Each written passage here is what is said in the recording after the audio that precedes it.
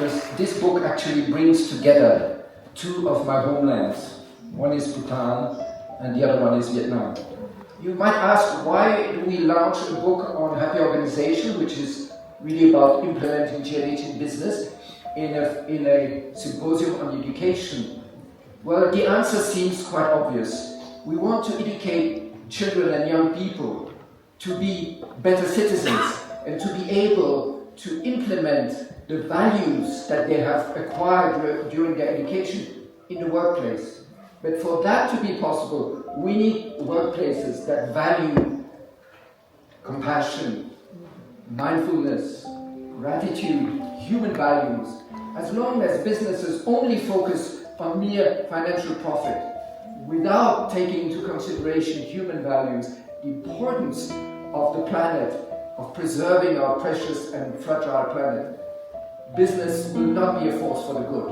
It might grow economically, but it will not be a force for the good. So I believe that bringing together education and business is a way to contribute for a more humane, inclusive, compassionate society.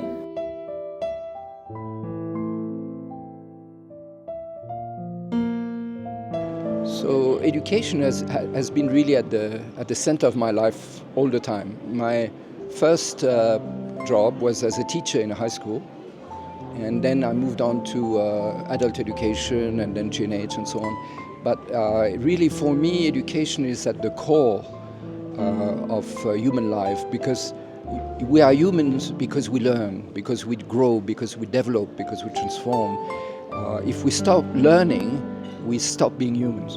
And even me, I'm an old man, I'm 72, and I think that if I would stop learning, I would have the feeling I stopped living. So education is probably the most important dimension of human life, because all the other professions are the daughters and the sons of education, because whatever you do in life, you have to learn it. Therefore, education is the foundation. So the quality of the education really determines the quality of a culture, of a society. So focusing our attention on education, reimagining education in such a way that it really brings happiness and well-being and to people, to society and to all life forms is for me absolutely crucial. Okay, got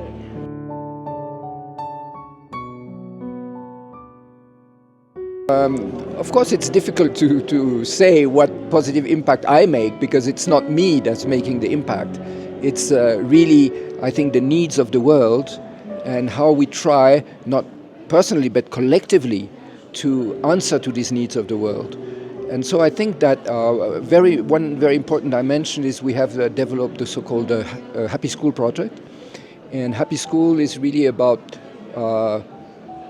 putting at the heart of education three things: that every child should live in harmony with themselves and learn to care about themselves.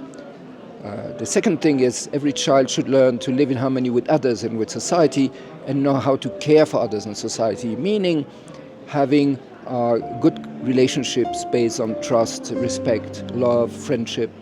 We know from research that the quality of relationship is the most important factor for happiness and well-being. But we can only create good relationships if we have a good connection with ourselves. In order to love others, we also have to learn to love ourselves. So it's really a balance between taking care of ourselves and taking care of others. And the third dimension is learning to live in harmony and care for nature and the planet. Because as we know, these are difficult times ecologically. And I think it's one of the most important responsibility that the next generation will know how to live in such a way that it preserves and even rebuilds the health of nature and the planet. So for me, these are the three things that are in the center of the Happy School project, and this is what we try to contribute to the world.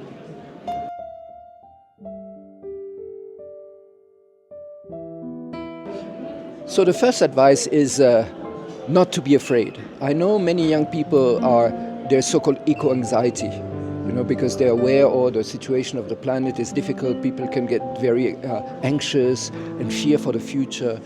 And I really want to give the message that young people should have the confidence that they can make a difference, that they can change the world, that it's not too late, that they can still do something, but they have to be active. So the first advice is not to be afraid, not to be fearful, but to be courageous. And the second advice is learn to take good care of yourself, because you have to know how to take good care of yourself in order to be able to take care of others on the planet. So you have to balance, to really learn to self-care, take care of yourself, be friends with yourself, love yourself, and then not in a selfish way, but really to support others and support the planet. And I have a lot of confidence in the young people. I've been working with a lot of young people in many, many countries, and I feel there's a very strong energy and also a spiritual dimension that is very natural to young people. So this needs to be nurtured, and don't get too impressed by the social pressure. You know, you have to become successful and rich and powerful and all that. Be aware this will not bring you happiness. You have to really focus on what will bring you happiness for you and later for your family, for society. And so don't get overwhelmed by social pressure. Be yourself.